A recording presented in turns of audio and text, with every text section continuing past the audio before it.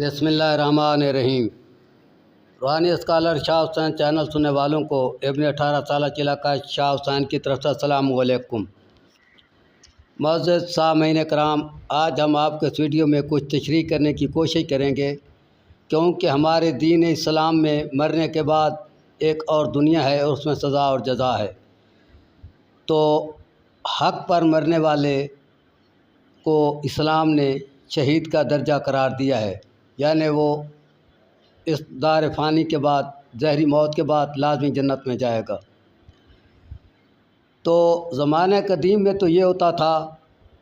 कि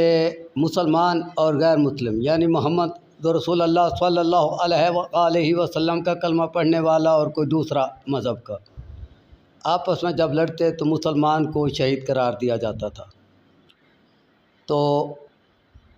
वीडियो को आगे सुनने से पहले हमारे चैनल को बराए मेहरबानी सब्सक्राइब कर लें, वीडियो को लाइक और शेयर किया करें और घंटी का बटन दबा दिया करें, ताकि मुदल्लिल और तजर्बात पर साबित होने वाली मालूमात आए रोज़ आपको नहीं मिलती रहे। तो अभी इस दौर में तो अल्हम्दुलिल्लाह किसी गैर मुस्लिम और मुसलमान का ताल्लुक़ बहुत कम पेश रहा है। वो तो कभी कोई सैकड़ों या हज़ारों साल बाद कोई जंग होती है, नहीं होती तो नहीं होती। आजकल तो अल्लाह ताला का करम है कि एक ही भी मोहम्मद रसूलुल्लाह पढ़ने वाला और दूसरा भी मोहम्मद रसूलुल्लाह पढ़ने वाला आपस में 24 घंटे लड़ते हैं। कोई किसी को जेल भेजता है, कोई किसी को कत्ल करता है, कोई किसी को मारता है, कोई किसी पर तेज़ाब फेंकता है। तो अब ये फ़ैसला कैसे होगा कि ये जो दो आदमी लड़े हैं या जिसने किसी को मरवाया है, तो मद्दे मुकाबिल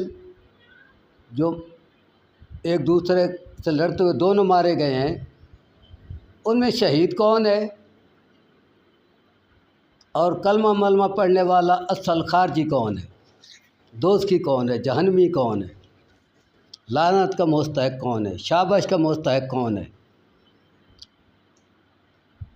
इस मज़मून पर हम ज़रा तफसील से बात करेंगे,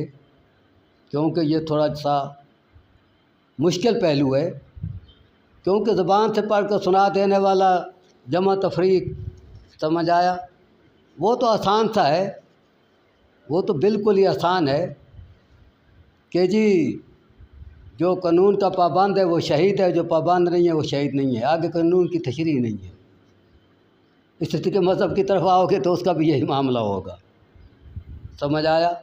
मसलन फ़िक़्ह जाफ़री के मुताबिक तो वो जो आयत पढ़ी गई उसमें शहीद है, और देवबंदी के मुताबिक जो आयत पढ़ी गई उसमें वो शहीद नहीं है। अभी ये फ़ैसले बहुत मुश्किल हो गए हैं, इन फ़ैसलों को हल करने की ज़रूरत है। इसीलिए हम इसको अपने तक जो हमारी मालूमात है उसके मुताबिक आपको बताने की कोशिश करेंगे। आया शहीद कौन है और मरदूद कौन है दो लड़कर मरने वालों में। पहले नंबर पर, मरने के बाद दोनों की मैयत देखनी होगी। खा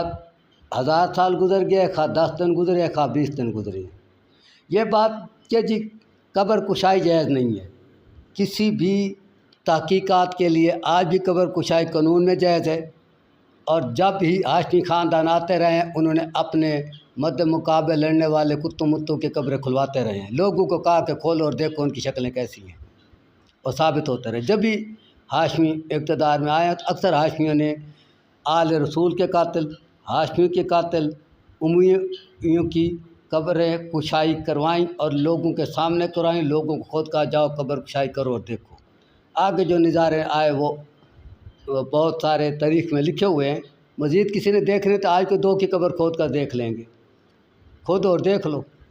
एक जो उमैया का को बड़ा मानता है, दूसरा जो मतलब एक नबी के बाप हज़रत अब्दुल्ला हाशमी को बड़ा मानता है। तो मतलब कि कब्र कुशाई झूठ और सच की तहकीकात के लिए कब्र कुशाई बिल्कुल जायज़ है। ये बात ख़त्म हो गई। उसके बाद कब्र कुशाई से के बाद देखा जाएगा कि किसका खून गर्म है, किसका मैयत ज़्यादा गर्म है, किसका ज़्यादा ठंडा है, किसकी शक्ल जिंदा की तरह पड़ी है, किसकी मतलब मुर्दा की तरह, यानी किसकी मैयत खुशहाल है, किसकी बदहाल है। शहीद की मैयत खुशहाल होगी, और जितना वो ज़्यादा मतलब लालच के पीछे मरा होगा, ताकत के पीछे मरा होगा, آپ نے پیچھے نہیں مرا ہوگا، اپنی عزت و نفوس کی خاطر نہیں مرا ہوگا، اپنی جان کی خاطر یا کسی مظلوم جس کے ساتھ زیادتی کی جا رہی ہے اس کے حق میں نہیں مرا ہوگا، ظالموں کے حق میں مرا ہوگا، اتنی اس کی میت بدتر ہوگی، سمجھا؟ اور جتنا کوئی شہادت کا درجہ رکھتا ہوگا اس کی اتنی ہی میت اچھی ہوگی، حتیٰ کہ اگر کوئی ناحق پھانسی لگایا گیا تو اس پر بھی یہی کلیہ صادر رہے گا، جس کو ناحق پھانسی لگایا جاتا ہے اس کی میت بھی بعد میں خوشگون ہوتی ہے، اور جو حق پر پھانسی لگایا جاتا ہے اس کی میت بعد میں خوشگون نہیں رہتی۔ تو دوسری بات یہ تو بھائی اگر دو میتیں موجود ہیں تو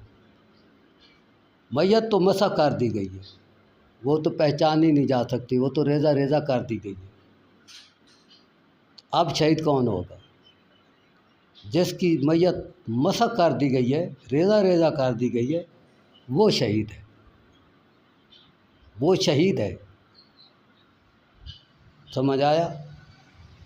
اور اس کا مد مقابل اگر اسی وقت مرا ہے تو وہ دوزخی ہے، جہنمی ہے، لعنتی ہے۔ اگر بعد میں مرا ہے تو اس کا جو حساب کتاب ہے وہ اس کے بعد کے اعمال کی پر منحصر ہوگا، لیکن جس کی میت کی وہ ہے شناخت نہیں ہو سکتی، سمجھا، وہ شہید ہے۔ کیوں کہ میت کو مسح کرنے کا مقصد جو ہے وہ جو کر رہا ہے یا کروا رہا ہے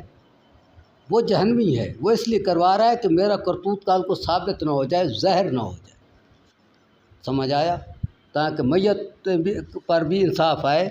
تو میری میت سچی ہو، اس لیے اس کو سچائی سے ڈھونگ ڈراموں سے نہیں قرار دیا جا سکتا، وہ دوزخی ہے، اور جس کی میت مسح کی گئی ہے وہ جنتی ہے۔ اس کے بعد آگے ایک آدمی 10 سے 50 سے اٹھتے ہیں، کہتے ہیں کہ دنیا کے سامنے شیر و چیتو آج سانپوں کی ثالثی میں ہمیں عدل دیا جائے، فلانے معاملے میں ہمارے دشمن ہمارے ساتھ بٹھائے جائیں۔ ایک طرف وہ ایک ہے، ایک طرف مطلب 26 کروڑ ہے یا 76 کروڑ ہے یا پوری دنیا ہے، سمجھ آیا؟ تو جو اس نے یہ دعویٰ کیا ہے کہ قرآن اندازی کے ذریعے شیر و چیتو آدھا سانپوں کی ثالثی میں مجھے عدل دیا جائے، جو اس کے حق میں مارے گئے، اس کی حمایت میں مارے گئے، وہ شہید ہیں، کیونکہ یہ جو جانور ہیں یہ انسان کی نسبت دوسرے انسان کا عمل زیادہ پہچانتے ہیں۔ اس نے اپنا ان کو ثالث اس لیے بنایا، اس کو گارنٹی سے پتہ ہے کہ میرا کردار کیا ہے، اور نہ ماننے والوں کو گارنٹی سے پتہ ہے کہ ہم نے بندروں کے طریقے سیکھے ہیں، عدل ہمارے پاس نہیں ہے، اس لیے انہوں نے نہیں مانا۔ اس کی طرف سے جتنے مارے گئے وہ شہید ہیں، اس کے حق میں، اس کی حمایت میں، اور اس کی مخالفت میں جتنے مارے گئے وہ سب مطلب دوزخی اور مردود ہیں، اور وہ سب خارجی مرے ہیں، خواہ دنیا میں وہ فقیر ہوں، خواہ شہنشاہ ہوں، خواہ امیر ہوں، خواہ ان کے لاکھ لاکھ گھوڑے ہوں، خواہ کچھ ہو، جہاں یہ معاملات ہیں وہاں دنیا کا تعلق ختم ہو جاتا ہے۔ یعنی شہید ضروری نہیں ہے کہ ایک شہنشاہ ہو، ایک فٹ پاتھ پر پڑا ہوا 50 سال سے مریض بھی شہید ہو سکتا ہے، ایک فٹ پاتھ پر پڑا ہوا 50 سال کا نشئی بے ہوش بھی موت کے بعد شہید ہو سکتا ہے، کیونکہ اعمال جتنے اللہ تعالیٰ جانتا ہے اتنا انسان نہیں پہچان سکتا، لیکن کسی حد تک انسان بھی پہچانتا ہے۔ تو یہ ہو گیا، یعنی جو حق کے ساتھ کھڑا ہے ایک گروہ، دوسرا گروہ حق کے ساتھ کھڑا ہے، یہ ایک آدمی حق کے ساتھ کھڑا ہے، دوسرا پورا گروہ 40-50 کروڑ کا پورا ملک مطلب ہے کہ خنزیروں کے خلاف ساتھ کھڑا ہے۔ تو ان میں جس نے شیر و چیتو اور دنیا کے سامنے شیر و چیتو کے ساتھ میں عدل مانگا ہے وہ حق پر ہے، اور اس کے ساتھی شہید ہیں، دوسروں کے ساتھی جتنے مر رہے ہیں جب تک اس کو عدل نہیں ملتا وہ کتے اور خنزیر مر رہے ہیں۔ اچھا آگے، ہاں ایک معاشرہ، ایک گروہ ہے، ایک تنظیم ہے، کیونکہ انسان اس دنیا میں کوئی وحد نہیں، کسی نہ کسی سے جڑا ہوا ہے، کوئی ہے وحد ہو تو ورنہ جڑا ہوا ہے، اور کوئی رشتہ نہیں تو میاں بیوی کا رشتہ ہے، اور کوئی رشتہ نہیں تو باپ بیٹے کا یا ماں بیٹے کا رشتہ ہے۔ تو ایک وہ گروہ جو دنیا سے چھپ کر عدل کرتا ہے اور عادل اس نے اپنی مرضی کے رکھے ہوئے ہیں، دوسرا وہ سامنے آ جاتا ہے جو کہتا ہے دنیا کے سامنے عدل کیا جائے، اور عادل جو ہے تمہارے اپنی مرضی کے، میرے اپنی مرضی کے، سمجھ آیا؟ یعنی وہ مدلل عدل مانگتا ہے،